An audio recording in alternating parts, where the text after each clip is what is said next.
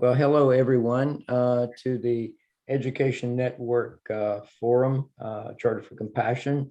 I am Charlie Barker, and I'll be the moderator for today's forum.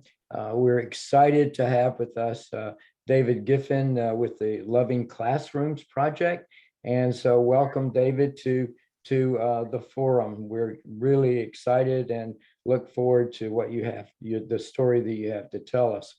But before I turn things over or do a more in-depth introduction to David, I'd like to follow our tradition of 3 minutes of calming the body and mind and of just silent meditation. So I would invite each of you to maybe close your eyes. You may want to stop your video. Would invite you to focus on your normal breathing, simply breathing in, breathing out, breathing in and breathing out. Would also invite you to find that part of your body that feels pleasant and comfortable and grounded. And for the next 3 minutes, let's just simply go into silent meditation at the sound of the bell.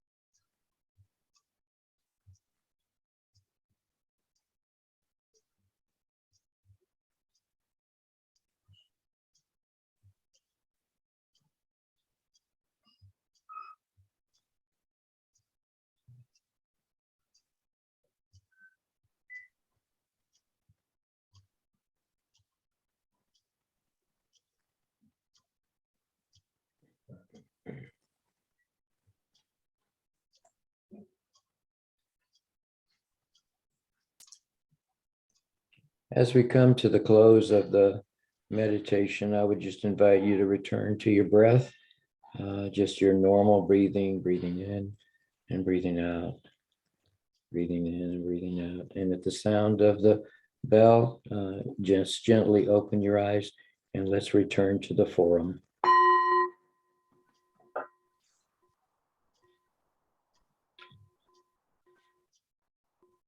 So thank you for that, for those moments of silence.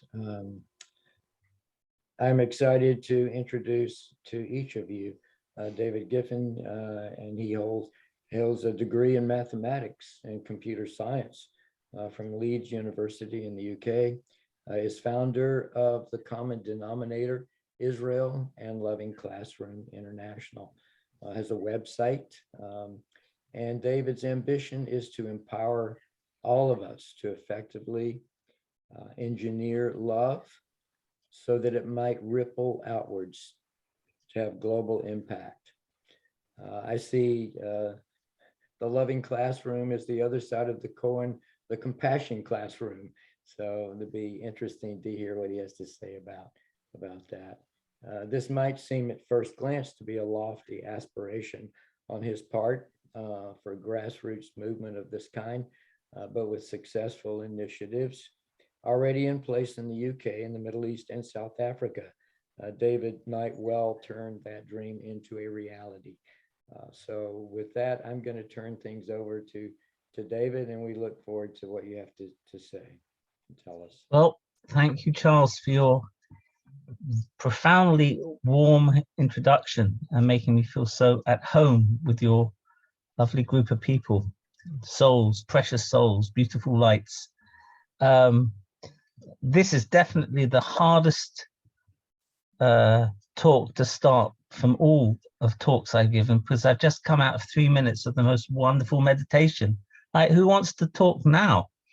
I'm just like, it's like really hard to transition. Gosh. So normally I go into like the history, but I'd like to, it was sort of like a spiritual moment there, I guess. So maybe I can share. I don't know who you are. It's not a religious message, but I'd like to share a spiritual experience I had before I jump into Loving Classroom. Is that okay? Okay, so I was once playing guitar, and if you play the note E, let's say, then the sound of E fills up the whole room. And wherever you are in the room, you can hear it. And if there's another guitar there, it remains unaffected. But if it has a string set to play E, that string starts playing all by itself without being touched. Or the same thing with tuning forks. If you press, like, do the tuning fork, ding, E, it fills up the room. And if there are other tuning forks in the room, nothing happens. But if there's a tuning fork that's set to play E, that tuning fork will start playing all by itself without being touched. And that process is called resonance, because it wants to be pushed and pulled at the same frequency that the atoms in the room are pushing and pulling. So without any friction, it just picks up the energy in the room. And for me, I was wondering, I can walk through the room, and as it were, for me, God's energy fills up the room wherever you are in the room of creation. And I can, if I'm not his note, I can walk through the room, and just like a tuning fork that's not the same note as the E, just doesn't get affected. If I'm not his note, then I can walk through the room and totally miss that energy. So I was very interested in knowing what God's note is, because then if I could be his note, I can resonate with that energy. And then when I walk through the room, I pick up that energy and I feel all that, wow, that great feeling. So I'm looking through the Bible, and I found his note, as it were. And as I said, this is not a religious talk, but I can give sources, so I will. But if you look at Deuteronomy chapter 6, verse 4, it says, God is, and here's the crescendo. It's the definition of God in his own words, as it were. God is one. Not a one where okay, let's be on the positive. God is one means that everything is part of this system of one. It's all one being. We're not actually separate beings. We're all part of this one energy. So I realized at that point that if I want to resonate with oneness, I have to be one. But not only me, but me and Charles. But not only me and Charles and I, but Charles and Marilyn and I, and etc. on the screen. But not only us on the screen, but them outside. I don't like them so much, but oh my gosh, I have to be at one with them as well. And not only us and them, but in the end, it's actually all of humanity. And in the end, we'll be one. And when we're one, we'll resonate with the ultimate one. So as I was meditating, I was feeling a sense of like this sort of cool message saying like, just, you're all one soul. I wish you would communicate with each other lovingly, compassionately. You're all one soul. So we may be different bodies, different colors, different religions, different cultures, but we are all one soul. We are this one soul. And I feel that very closely with everybody here. And when we feel one, when we're one, the more we're one, we resonate with the ultimate one. And then life becomes so sweet and exciting and energizing and sometimes relaxing, whatever it should be at that moment, but very pure and very loving, very compassionate. So in that meditation, I sort of drifted into the zone of one and felt very energized from the love of one. I thought I don't normally start off like that, but I thought I'd share. Thank you. So, loving classroom. I am, yes, a computer engineer, a mathematician, and I was working in that field in Israel. I was brought up in England, but moved to Israel and got married in 1981. And Israel is a lovely place, but I guess in the news you hear about all these problems, and there are problems, but it's the same like America. You hear about all these problems, but when you go to America, you don't see them. For me, it's lovely. Or I just came back from Ireland, all these problems in either Northern Ireland, Southern Ireland. It's green and beautiful and lovely. So when you're actually in these places, typically you don't feel the problems, but sadly, and I say that because if you ever visit Israel, it's lovely, but I'm also embarrassed to say that it does have some serious problems. And in the mid-90s, I saw that the prime minister was going to be assassinated from the palpable hatred in government, in the media, and the way left and right were talking to each other in the streets. It was just so palpable. It just had to happen. And it did happen. And just before it happened, I was trying to get left and right to talk to each other, but it was too little too late. And it's very sad.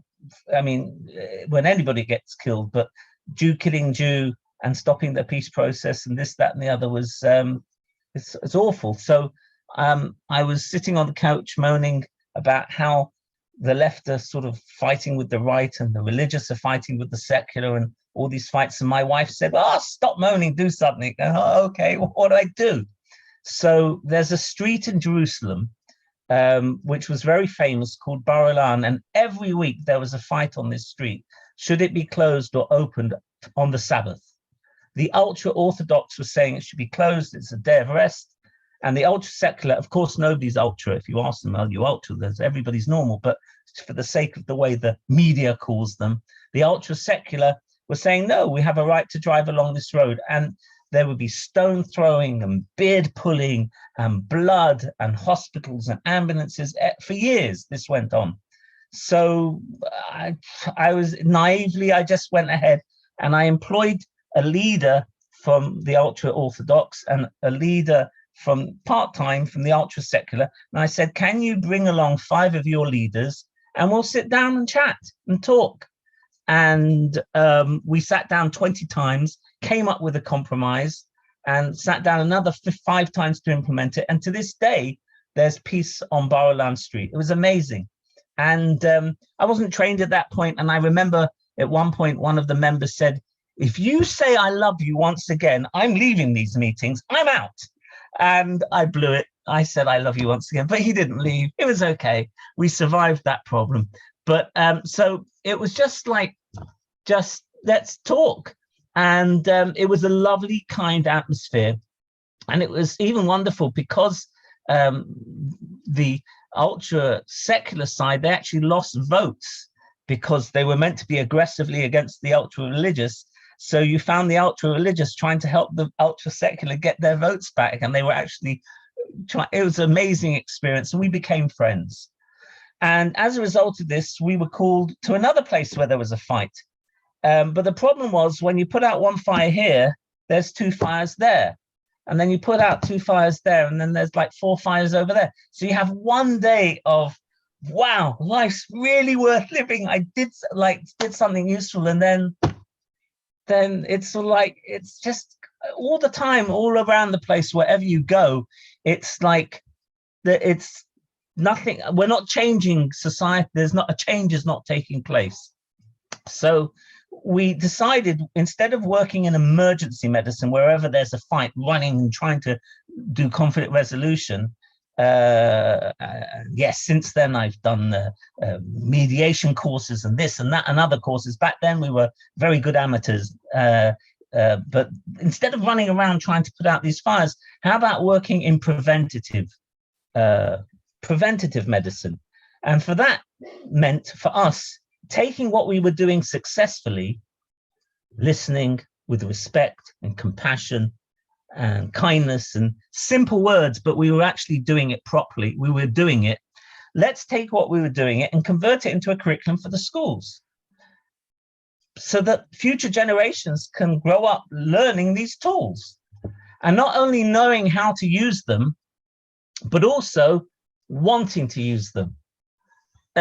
That's really the way it started, out of that frustration of let's get it out to the masses. And in fact, if I digress, I think I was somewhat inspired by a chap called Charles Edwards. I think that's his name. I know this goes out to a lot of people. I beg your pardon if I got it wrong. It could be Edward Charles, I can't remember.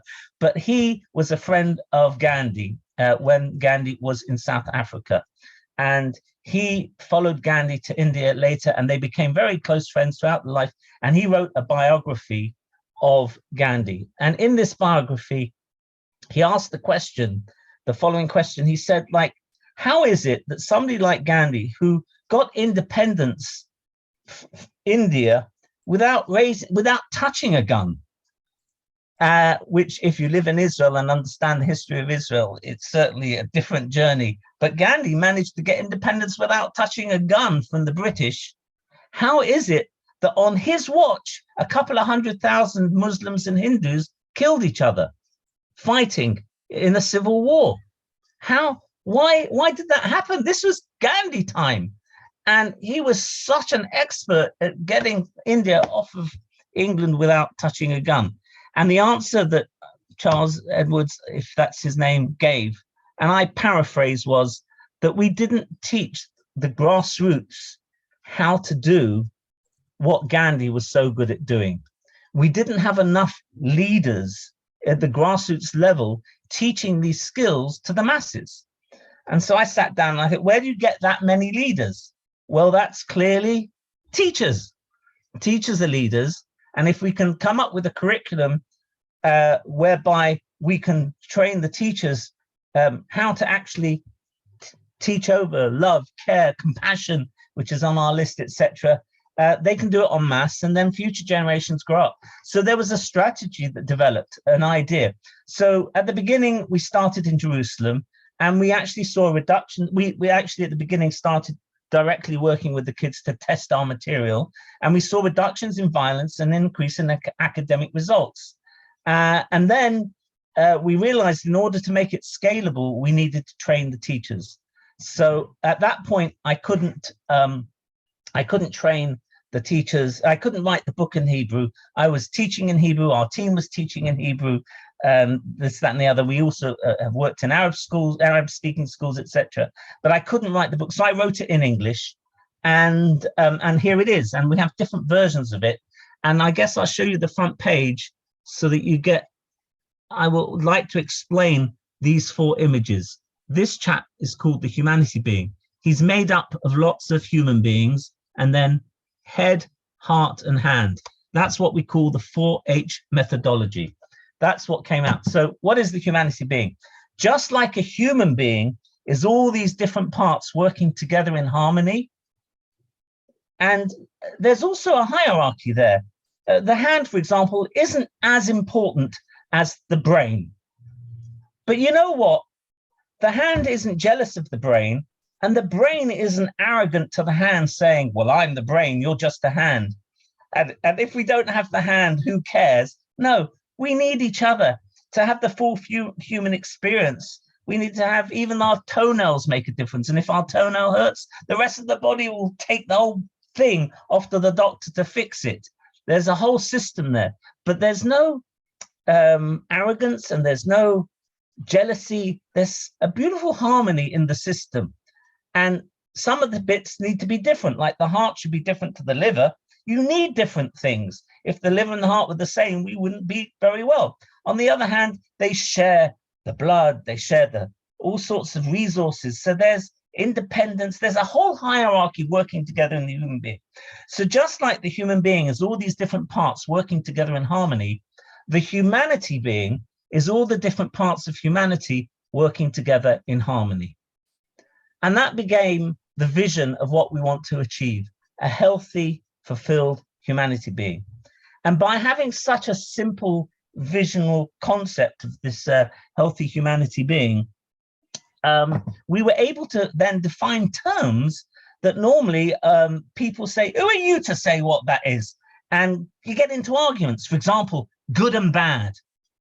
Then good is that which brings the humanity being together in health, harmony, and well-being. Bad is that which chops the humanity being into little bits, pulls it apart. And you can be in a Christian school or a Jewish school or a Muslim school or a Hindu school or an atheist environment. Wherever you go, people are like, okay, that makes sense. It's even boring, and that's a compliment. It's just so obvious.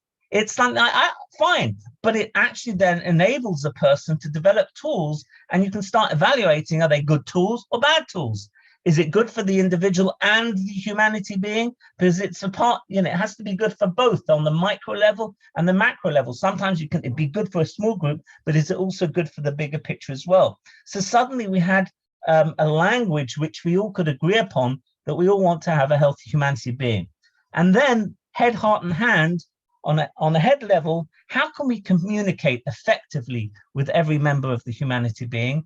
Heart, how do we crave the well-being of the humanity being? You did a great job with that meditation at the beginning. I crave your well-being. I'm looking at the screen. I don't know who you are, but blessings coming from me that you should have fabulous health, long life, and success in all your projects. And then hand, as my wife would say, it's nice that you say I love you, but the dishes are dirty. How do you convert good thoughts and feelings into action? And it's very important and it's funny because I'm the philosopher, and I would come up with the most amazing material, of course, show it to my wife after 2 months of work, and she'd say something like, oh, it's very nice. I wouldn't use it, but very nice. That goes into the bin. Thank God my wife is down to earth, and she'll say, well, what difference does that make in the classroom? So good 90% of my work gets thrown out, but the other 10% is worthwhile. And it's a lovely partnership there, because maybe I'm into the vision of oneness and the humanity being, and Nomi, is my wife, is into the very practical side of things. We're fortunate or unfortunately, I don't know how we see it as fortunately now, but back then we also, on a personal level, we have children with all sorts of special needs, some adopted, some with Down syndrome, some with a bit of bipolar, some with ADHD. If you want to go to the DSM, just come to the Geffen household. We've got it all catalogued here. Just walk in the front door. We've got it. So we're learning from the personal at home level all the way through to the political level of seeing that the left and right were having a hard time talking to each other. So based on that, we then developed 2 virtues to strengthen each of these 4 H's, the humanity being, head, heart, and hand. To strengthen the humanity being, we developed coursework, we developed respect and compassion. Respect, so that we see that there's light in everybody. And I will now say something which I know I can see the bristles. I'm gonna get in trouble with what I'm gonna say now, and it'll go wrong. But I was once, and sorry, I apologize. I hope I don't lose the group on this, but you can punish me later. But I was once with a group of people who were saying how important loving classroom is. And you need to have this in every school so that everybody learns how to respect and everything. And then they made a comment, and I on purpose said, oh, Trump just said that as well. And they all exploded. How could you say such a thing? And I wasn't supporting Trump, and I wasn't taking a political position, and I'm not sharing my political beliefs here. But I was just saying that every single we work with people in Gaza as well, and they send missiles over to Israel. For me, every human being has within them light, and our job is to find that light. And every human being has within them stuff which maybe we have to work out. So in terms of understanding the humanity being, respect is understanding that every human being has light, even though they may have a lot of foibles that drive us crazy. And then we learn compassion, which is what strengths do I have in order to be able to help others that maybe don't have the strengths that I have. And then others, what strengths do they have to help me with some of the sort of weaknesses that I have because I lack their strengths. Funnily enough, for example, with me, I know it's a strange thing, but even though I'm presenting Loving Classroom and thank God it's going very well and impacting the world, but I definitely have a low self-esteem. And it's taken me many, many years. I just didn't quite believe. I can trace it back to my childhood. I don't mind telling stories, this, that, and the other. But my wife has a strong self-esteem. It's quite amazing. And over the 40 years that we've been married, she has, along with friends and whatever, slowly, I'm starting to believe that maybe I'm worth something. And I know that may sound funny to some people here, but it takes a long time for somebody that, even though they're doing good things in the world, to actually believe that they're worth something if they have low self-esteem. But I do a lovely tool now, which is in the book. Just before I wake up, get out of bed in the morning, I think of three reasons why I'm lovable. And over the years, I'm starting to appreciate that I am, I know I'm a good person. I mean, well, I say good person, I make mistakes, but I just starting to feel that self-esteem. So it's not about self-help, it's more about being in a classroom. It's not a book that you read on your own, but it's within the classroom. Everybody then learns to see the light in one another and appreciate the weaknesses in one another, and they learn to communicate. Then for head, we have listening and kindness. Why do we put kindness in communication? I'm not going to embarrass you by asking you and then putting you through but we do when we train teachers. We're not trying to embarrass them, but why is kindness in communication? Because if it's not a kind atmosphere, then some people will hold back from communicating because they're scared they're going to be punished. If I want to say something about global warming, suppose I would say, I'm not sure there is a problem with climate change. I don't believe in the science. I think I'll keep quiet because everybody's going to blast the heck out of me. And I'd rather just have a happy life. And that way, because there's a lack of kindness in the atmosphere, I don't get taught by those who know the science, and they don't get the opportunity of communicating that with me. So we all lose out. I lose out on evidence, and the other people lose out on somebody that's going to join the cause, etc. So kindness is very important, because without kindness, you can have all the listening skills in the world, but no ability to hear if the other person's not talking. Then heart is gratitude and love, and hand is friendship in the class, working on commitment, being able to say, I'm sorry, taking apologies, saying, I forgive, and what does it take to be a good friend, and committing to being there and having good times as well, not just being there for the bad times and helping. Friendship within the classroom and committing to making sure nobody's lonely, that we make sure that everybody in this class for the rest of their 120 years on this earth or whatever it is never lonely, always has somebody to talk to. And then care, which is more on a global level, connected to the SDGs of the United Nations, and then connecting different classes with common projects and desires that they want to achieve. So that's where the curriculum was built. And this book goes through those 8 virtues of respect, compassion, listening, kindness, gratitude, love, friendship, and care in order to strengthen these 4 H's. I'm happy at this. But then it was taken up in South Africa. I got a phone call from South Africa. We'd like to make this part of the South Africa curriculum, and that's an amazing journey. But before I tell you how it practically developed there, maybe somebody wants to, you said, ask a question or anything. Happy to take a question. Am I boring you, or is this okay? Any questions, or should I just move on? I think, David, I just really enjoy listening to you. I'm reminded of, I think, Sunday dinners at my grandmother's house. You have that kind of practical, down-to-earth approach to life. And it just seems so refreshing.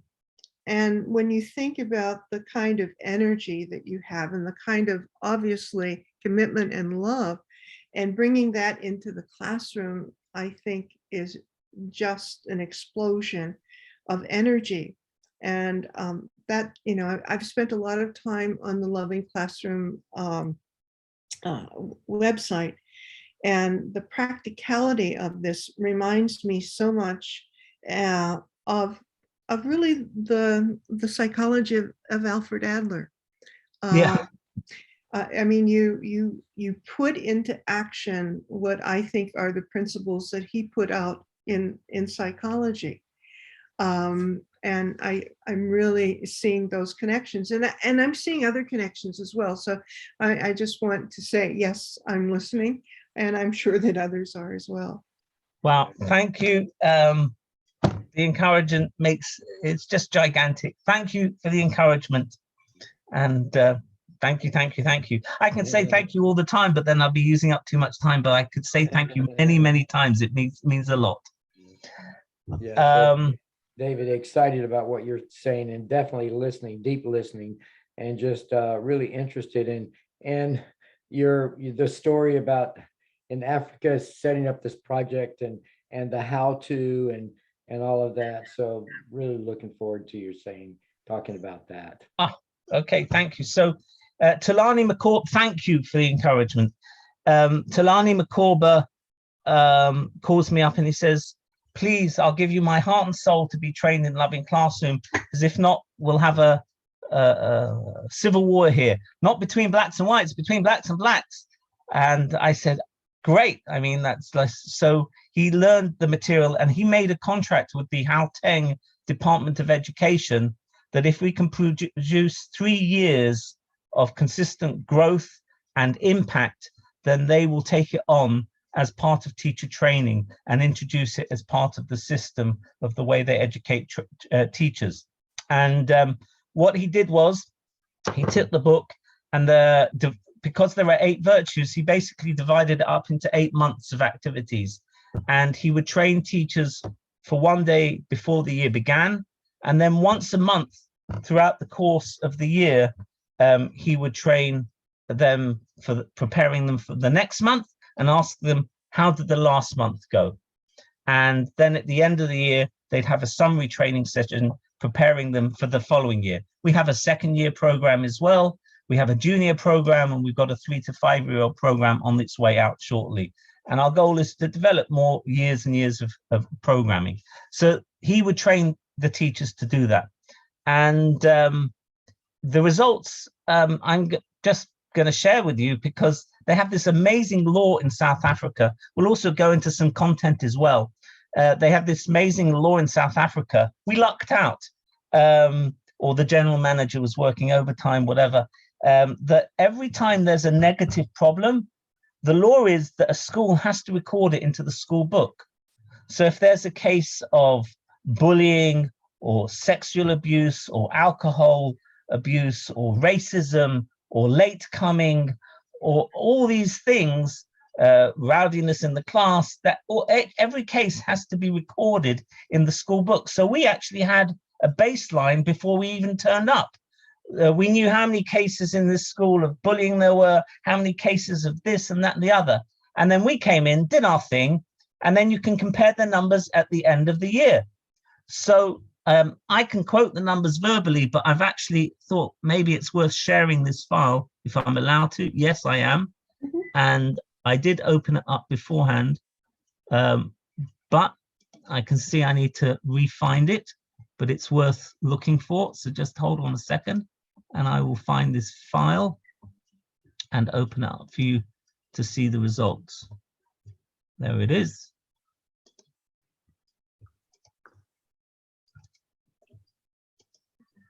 These are the results. The blue column is the numbers before, the orangey column is the numbers after, and then the impact is on the right-hand side in red. Wow. What do you think of that?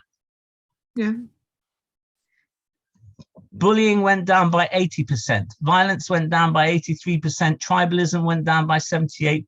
Racism then went down by 74%. It's like amazing. Drug alcohol abuse went down by 70%. Class disruption, 77%. Late coming went down by 86%. And pass rate went up by 17%. And I'm just like, this is an independent study made by the Houghton Department of Education, who weren't looking to pass us. They said we get thousands of applications and they just want to like get the ones that are the best. And that was in the year, that was for 6,900 students. This year, we missed out on 2020 because of COVID. This year we got 25,000, or last year, 2021, we have 25,000 students, and the statistics are even better. We started with primary school as well, and saw similar excellent statistics. And what amazed me, sadly, is that there was drug and alcohol abuse in primary school as well. Not many cases, but drugs and alcohols also were in primary schools as well. So this year we're working with 47,000 students and over 100, well over 100 schools with close to 1,000 teachers have been trained in the process of before once a month. I also asked them, I guess I can share with you a video, maybe it's worthwhile sharing. I asked them, we were trying to work out, because in England, we have a breakthrough now in England. Sir Anthony Selden is the director of Loving Classroom in England. This is a tremendous breakthrough because he's a real educator. He was vice chancellor of a university. He was headmaster of a school for many years. And he, in 2005, was the first person to introduce a happiness curriculum. And he really got done for it in the newspapers as being strange and weird for introducing happiness to the school curriculum. And yet his school went up from like close to 1,000 to the top 30 in the country. And he created a happy atmosphere. And he is now running Loving Classroom in the UK. So why did I drift there? Because there he's introduced us to Cambridge and Oxbridge evaluators as well, who are now taking it up to the highest level of evaluating the impact of the program. And we feel that evaluating the impact is very important indeed, to make sure it makes a difference, as opposed to just giving the material and feeling good. It's very important to evaluate, does it make a difference? So those sorts of responses we got. Now, rather than showing a video, maybe I'll just tell two stories, but I could show you the video, but I'll tell the story.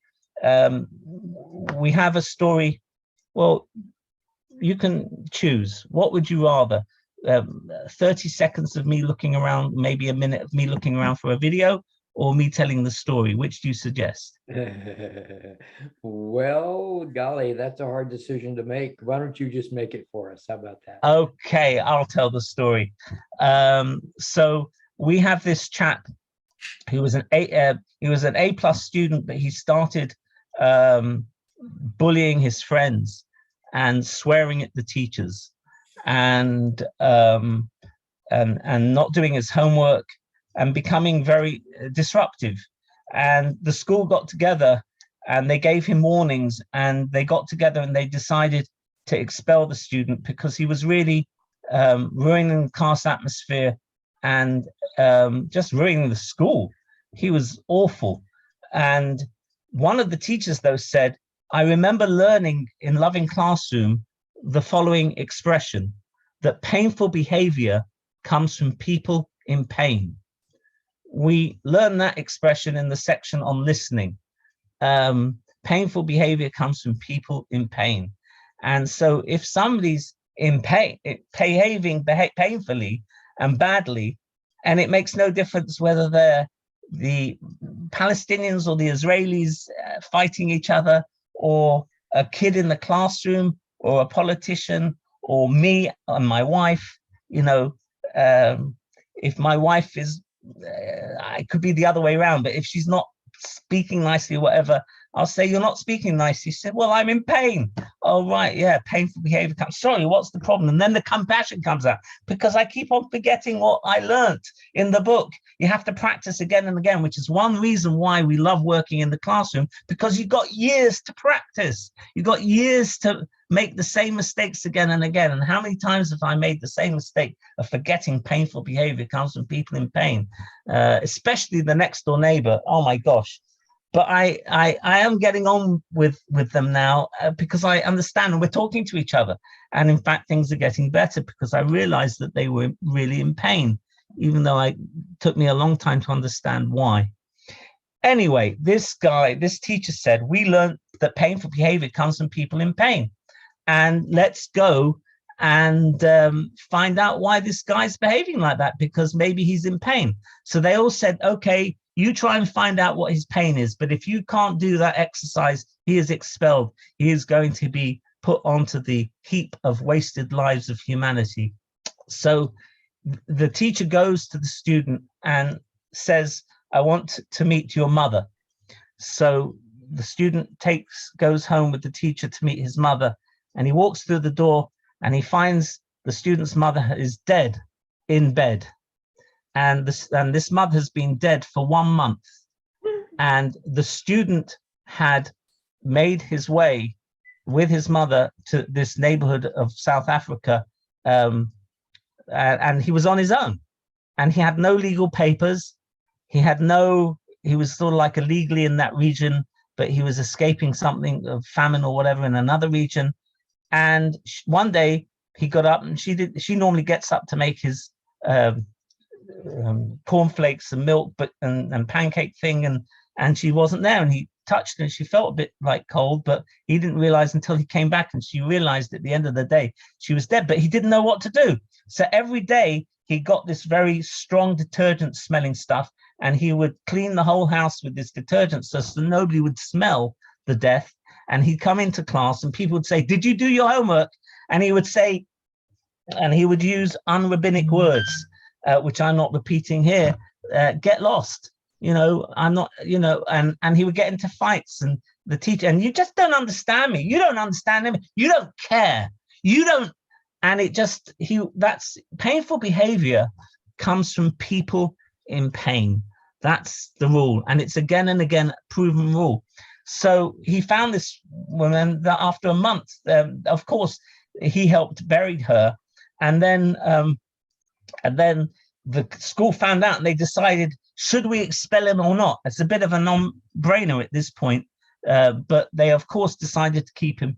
And when this came out, it was interesting that a certain donor heard about this because we made a video of this chap, and said, we will pay for all his educational needs and home and everything. He got obviously given another home to go to and all his needs until he graduates. And then another person came along and said, because he's an A+ student, we'll pay for his university course. And we donate 40 university courses for people in similar situations.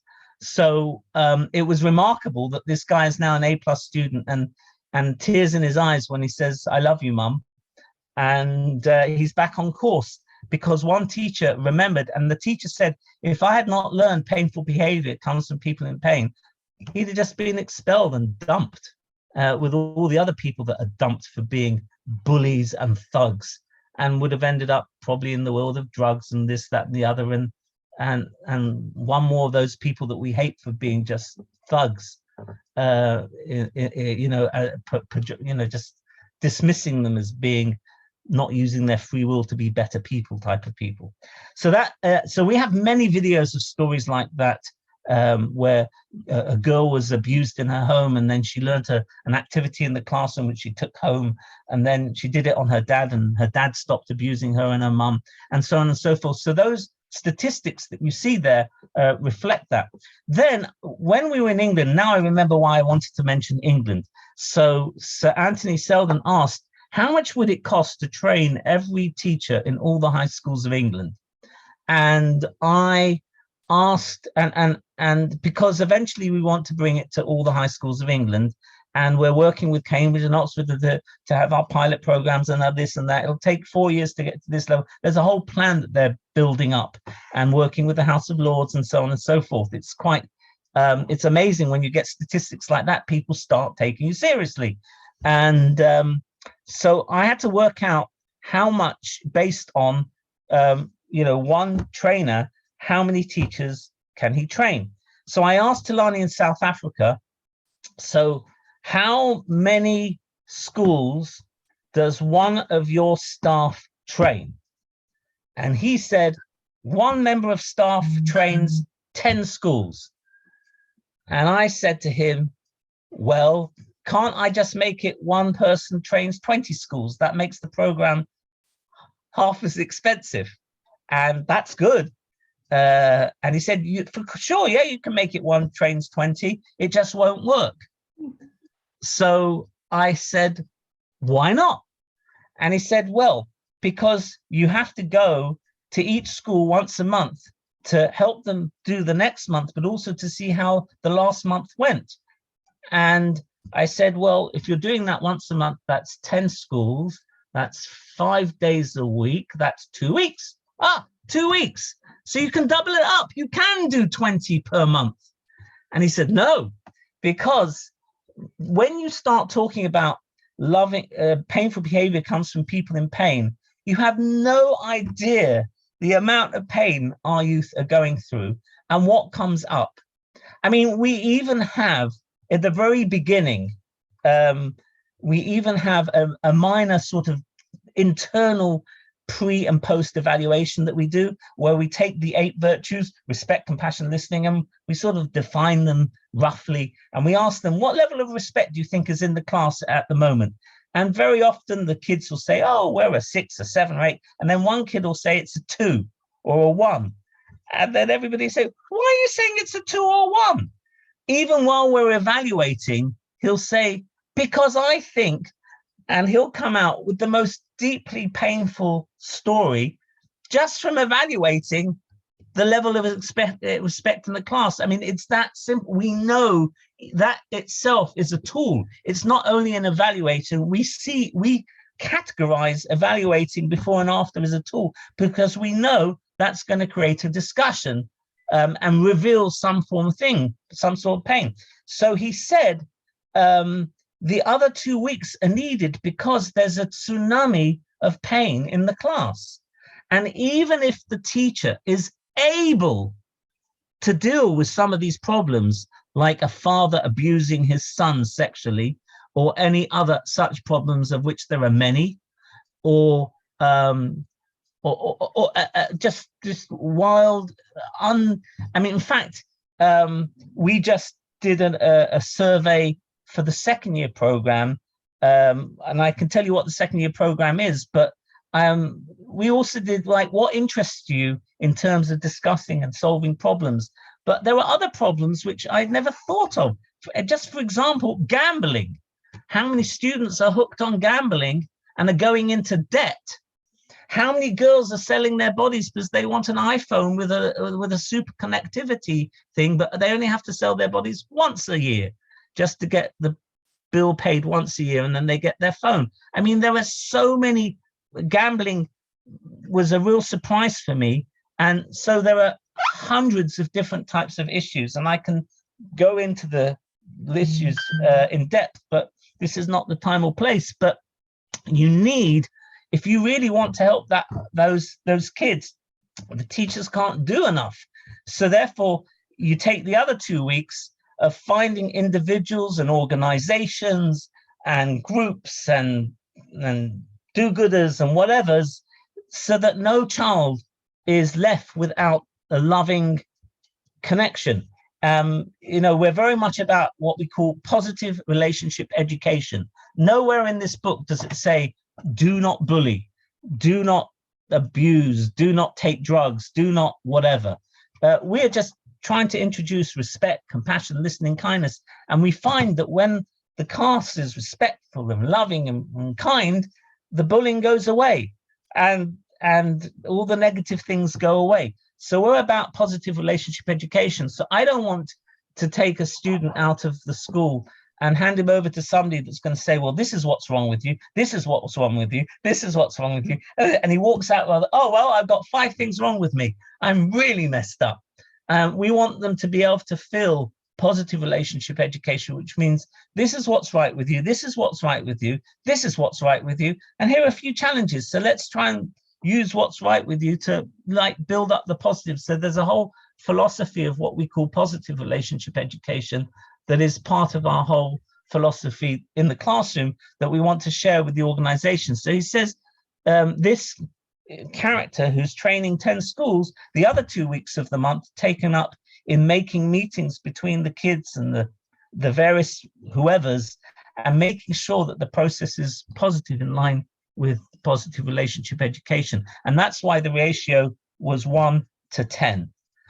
So, but having said that, once you've established all the relationships, maybe down the road after 4, 5, 6, 7 years, then you can be more scalable, this, that, and the other. One of the questions asked is, can you do all the training online with videos, this, that, and the other?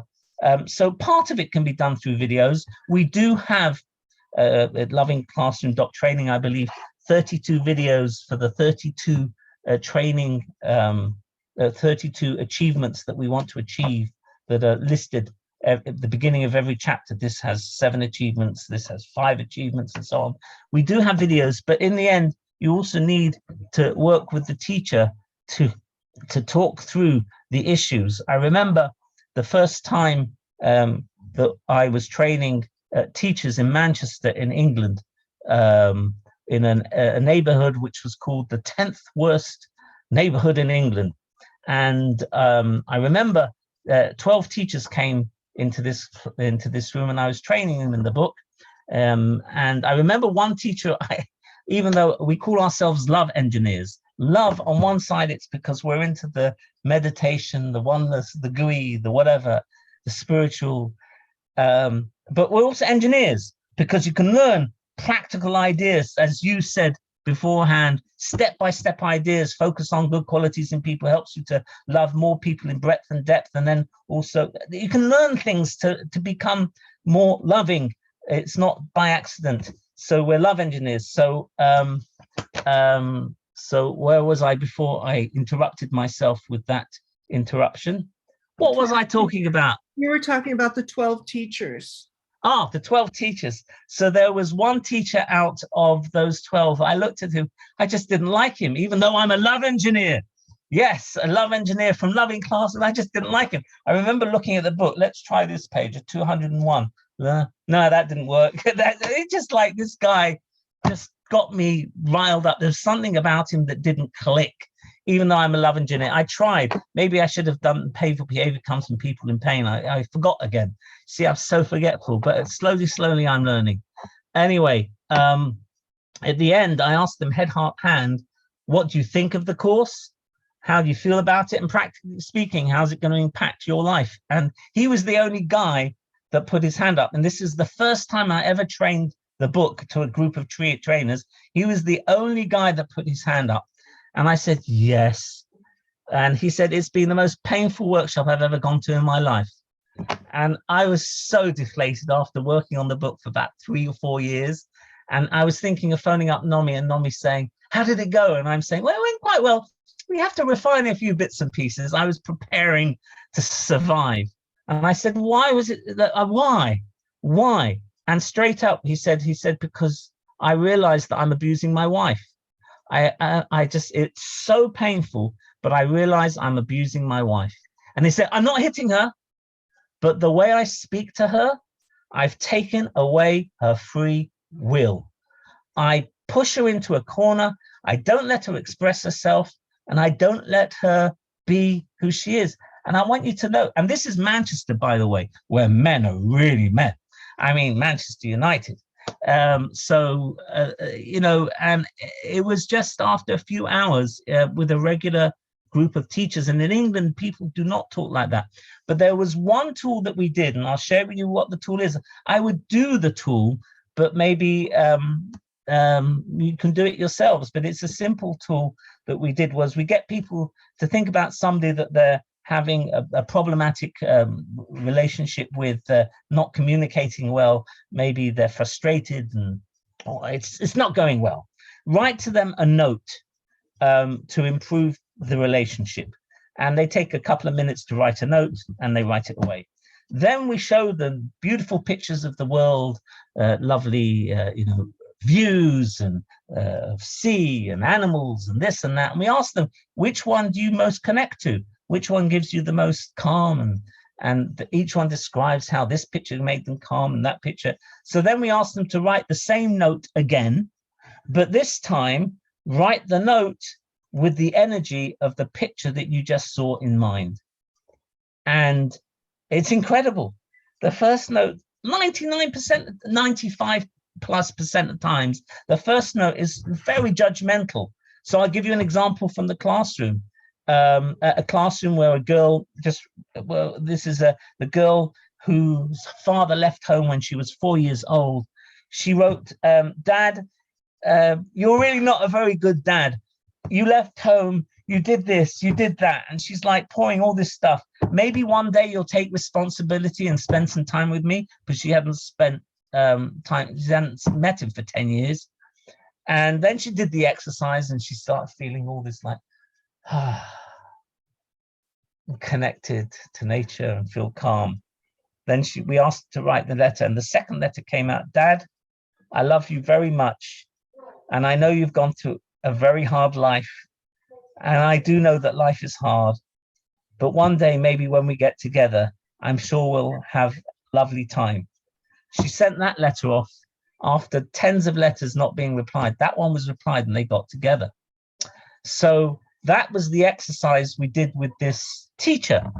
And this teacher, when he wrote the first letter to somebody, he realized how aggressive he was and how he didn't want to be that way. And he said, I want to be a good husband. I phoned up 2 years afterwards and they were still married. I haven't done like long-term research, but at least 2 years we got for them. And he said, I want to be a good husband, but I see I'm speaking like this and I want to speak like that. So yes, I want to go into the classroom and I actually want to teach loving classroom.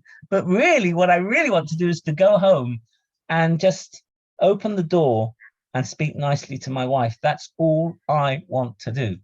But that was very painful to get to that. That's why this has been the most painful workshop I've ever gone to, which obviously in the end turned out to be a very powerful compliment.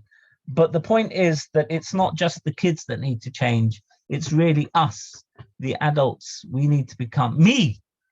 That's why I started with the joke, but it's not a joke.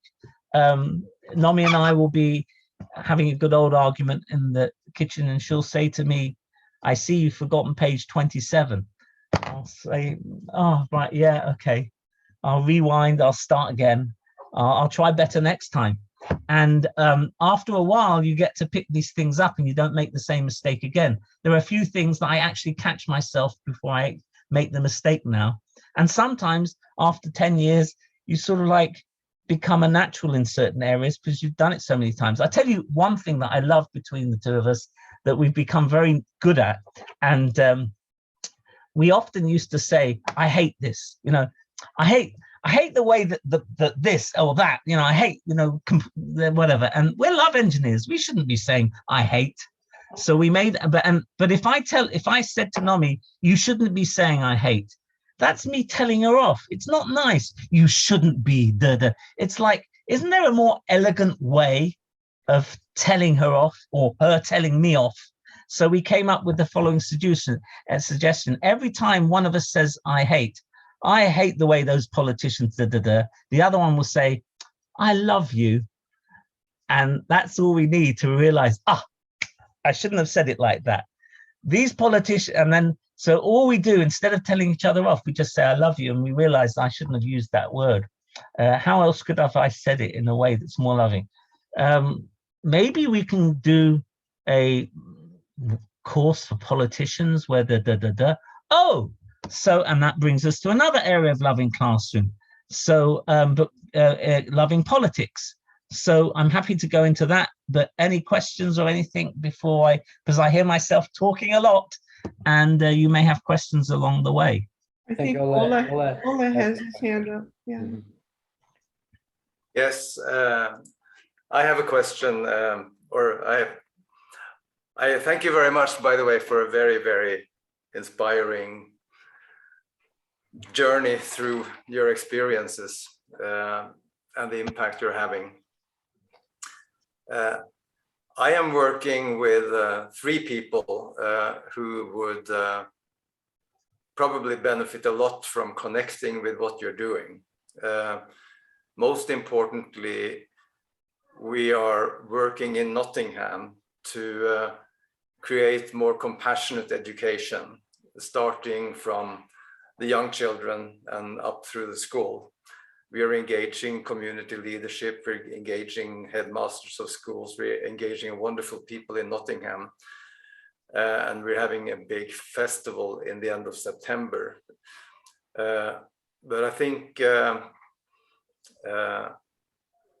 it would be very exciting for them to meet with you somehow, to have a Zoom meeting with you to begin with, to see if there's some way that they can benefit from your wealth of experience. That's number 1. Number 2 is every year there's a festival in Leeds called Kinder Leeds. I don't know if you are aware of that. There's a guy named David Midgley and a friend, Gloria, who are organizing that. I'm just convinced that there are so many good people in the world that if we just knew of each other, we would change the world in no time at all. But we are operating in small microcosms of our friends and acquaintances. But we really have critical mass to, if we just knew of each other. Are you aware of Kinder Leeds?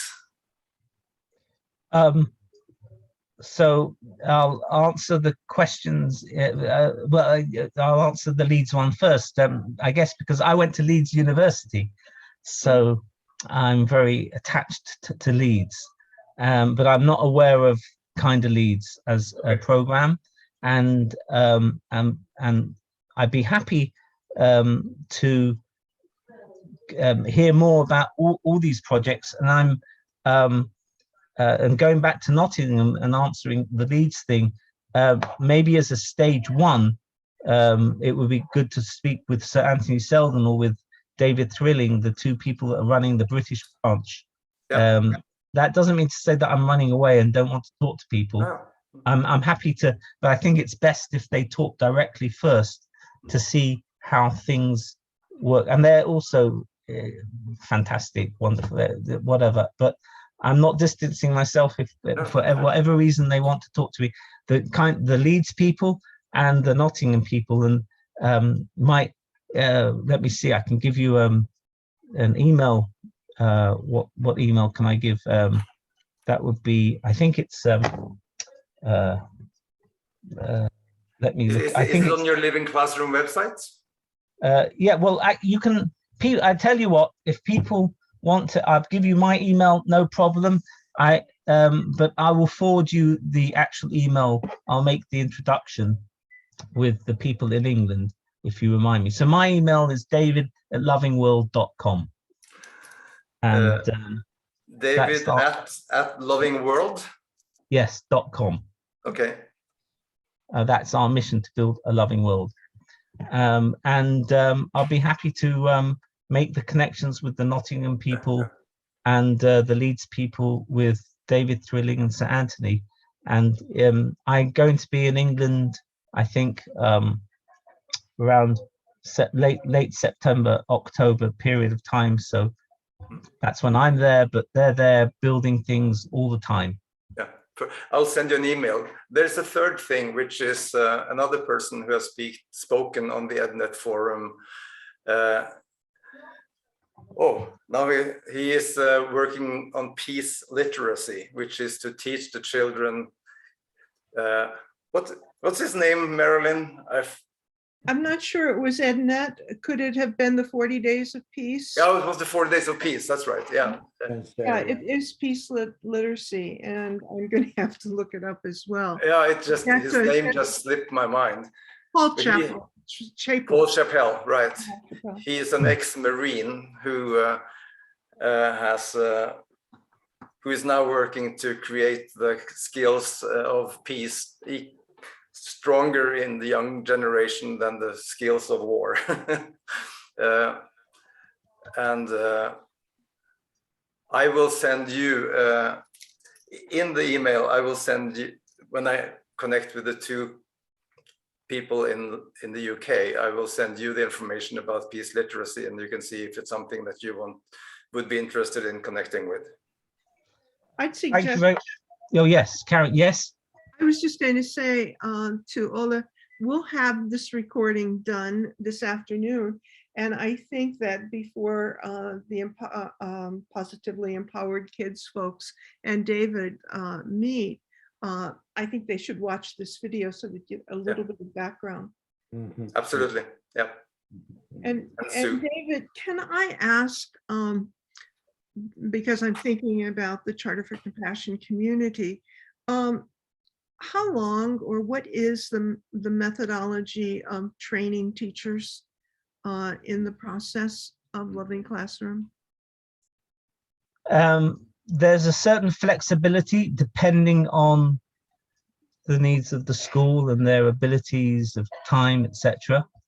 But what we do in South Africa is one day before the year, and then one meeting for a couple of hours per month for the 8 months of the school year, and then one day at the end of the year, and keeping that cycle going until they've really got all the years down. Because Could we think about offering a Loving Classroom training through the charter? It would be online. It would be teachers, not necessarily from one school, but from probably different countries in the world. Yes, we certainly could, and we should set up a separate meeting to discuss the details of that. Yeah. But wow, how exciting. I don't want to sound pompous or anything like that, but as a general, our mission statement is to have positive relationship education as the foundation of educational systems in the close to 200 nations of the world by 2040. Okay, well, And I think we could help. So I thank you for the thumbs up, and by such suggestions, I think, like, I'm a little boy in a toy shop. Oh my gosh, yeah, is my answer. Yeah, I have a question. We've sort of been on a journey. The charter, David has committed, the board is committed to compassionate education and training from cradle to grave. And we have already embraced several programs. They're not the only ones around, but ones that we feel are impactful, from pre-K, ages 3 to 5 to K, and then on to 12, and for older people.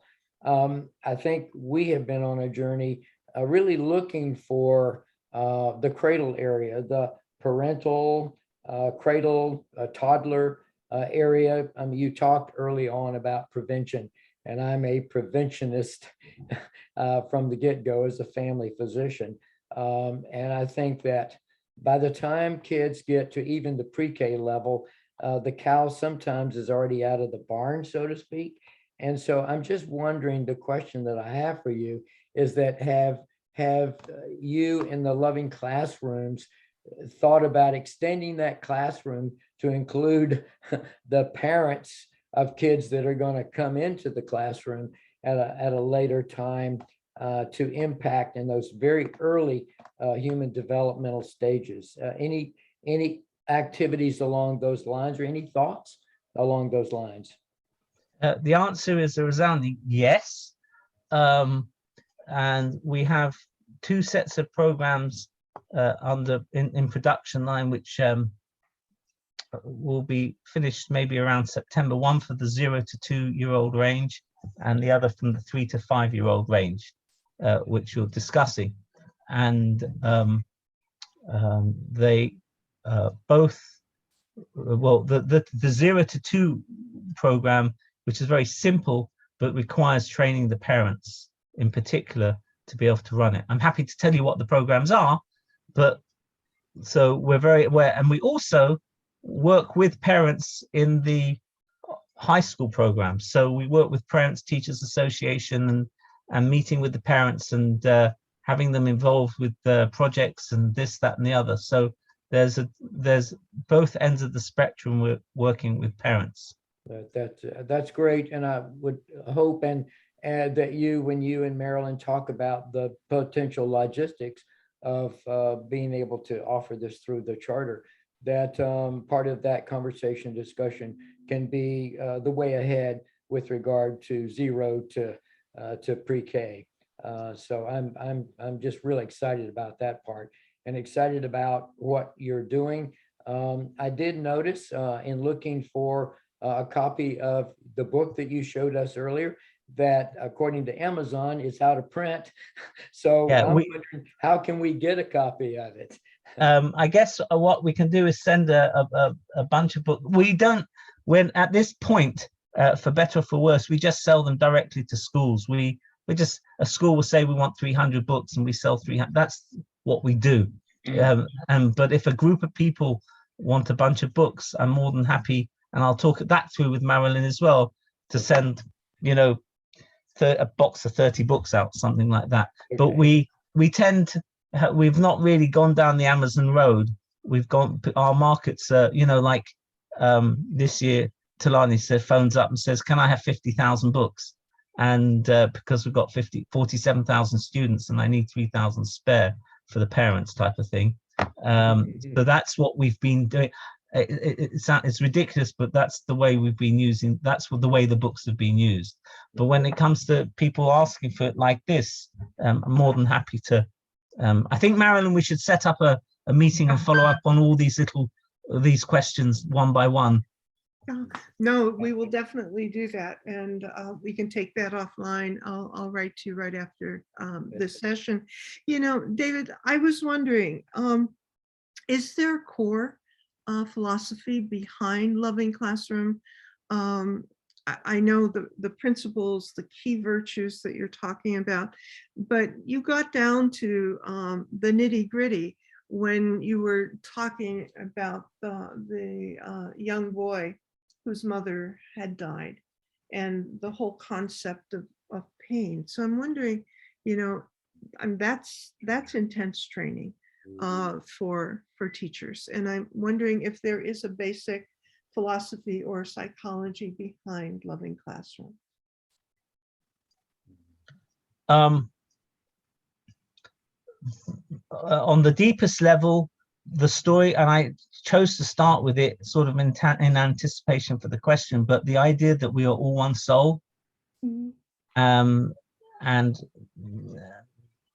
there are a few problems in the way the bits and pieces of that soul are interacting, but we are one soul is a very profound idea and is at the core of Loving Classroom.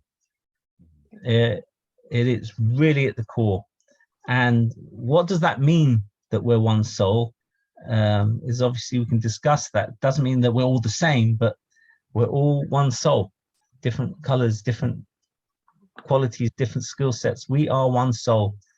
And I can give you sources from, as I do, from Romans chapter 12, or from the Talmud, or from Einstein, or from the Quran, or just different sources from around the world. They all seem to be based on this idea of oneness at the very core. Yeah. And that is the core philosophy of Loving Classroom. Around that, we have built more of an easy to understand concept, the humanity being, that obviously I introduced before, which all the kids can understand. In fact, we sometimes ask kids and 7-year-olds, we'll show them the humanity being, and we'll say, oh, that they'll say that's all of humanity, and I'm a color green, I'm a blue, I'm a red, you know, whatever it is. And they say, that's me. and they very quickly understand that we all make the humanity being. The core idea of oneness on a more practical level, somebody mentioned their grandmother's table before, Me. at so at your grandma's table, the core idea is the humanity being, and what does it take to make a healthy humanity being? And it's both on the macro and micro levels. Mhm. In other words, it's very important to deal with the details of individuals, as well as being consistent with the oneness of all existence. So having a combination between the big idea and the details, I think that's the core philosophy. Oneness is the core philosophy of Loving Classroom, but in a very practical way. Now, sometimes people call it, what do they call it? The unique selling points, USPs. So if I was to put it under USP, inspired by the 4 H's, it would be, how's it go? It would be holistic, Mhm. deep, holistic, simple, deep, scalable. Mhm. Holistic means that it deals with the oneness of everything.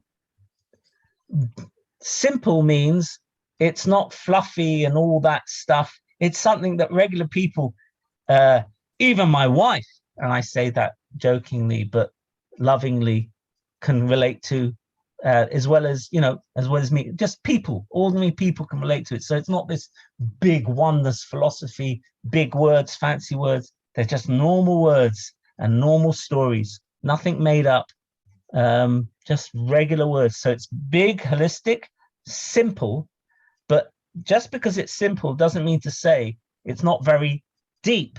So normal words like painful behavior comes from people in pain. That's a very simple statement, but it's also very, very deep, and it gets to the very core of our humanity and the journey that we're traveling to. And because it's deep and relevant to everybody and simple, it's also, the final line, scalable, Mhm. which is very crucial. In other words, if it's not scalable, what's the point? That's the whole place we started.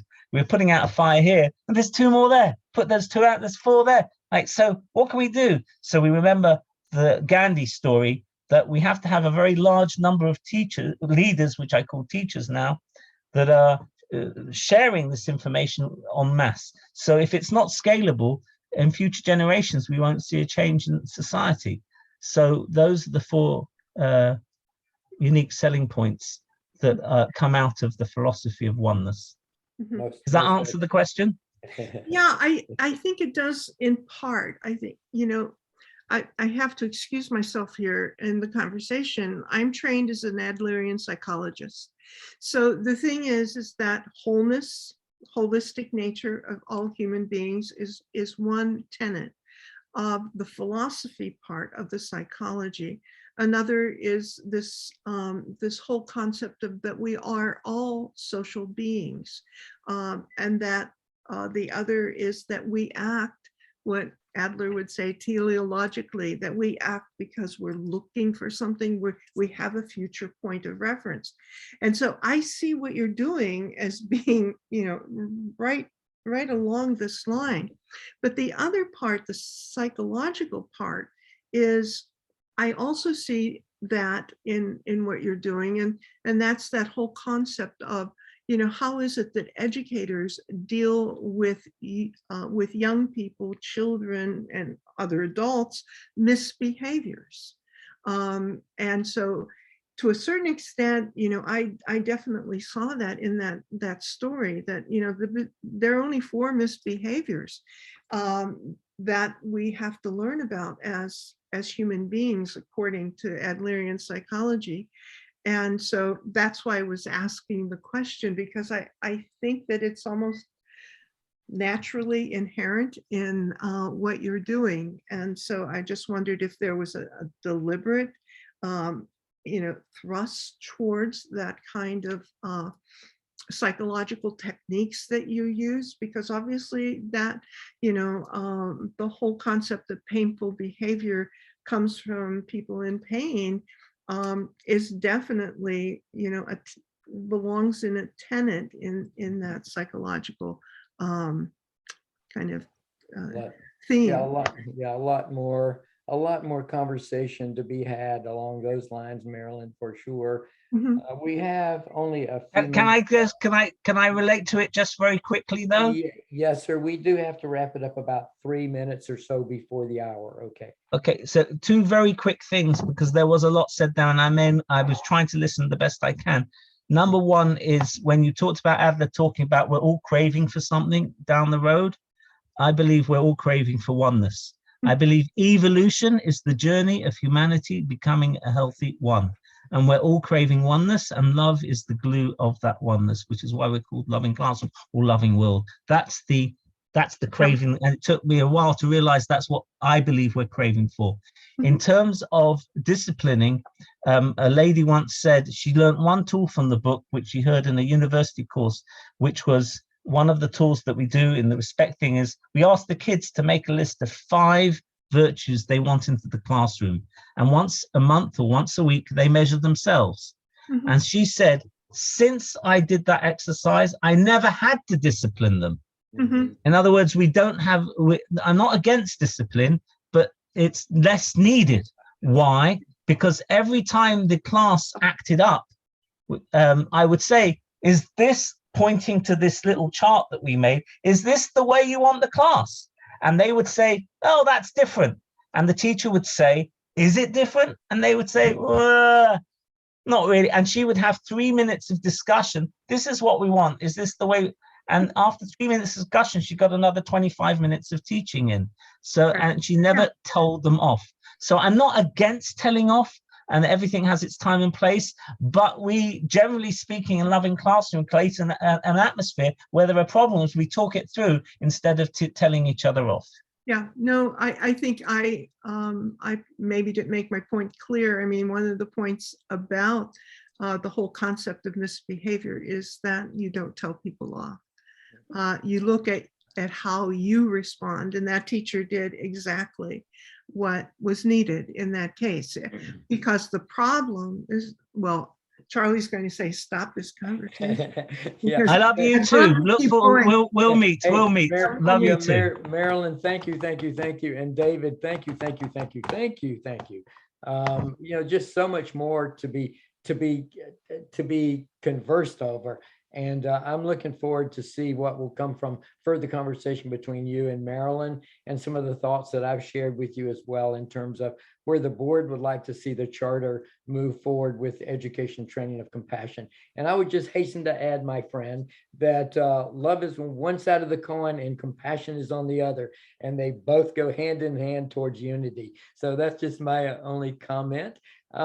We don't really have time for any more questions, but I just want to thank you again from the bottom of my heart and my head and my hands. This has been most excellent. Thank you so much. And Marilyn, we don't really have time to cover the future of EdNet, but it's on the website. Right, it is. And the next person is Dr. Miller, Lisa Miller, and she is awakening the brain and the spiritual child. It should be very exciting. Yeah, great. So thank you all. Thank you. And David, I'll drop you a line. And Thank you. find a time. Wonderful rest of the day. Bye-bye. Thank you very much. This was wonderful.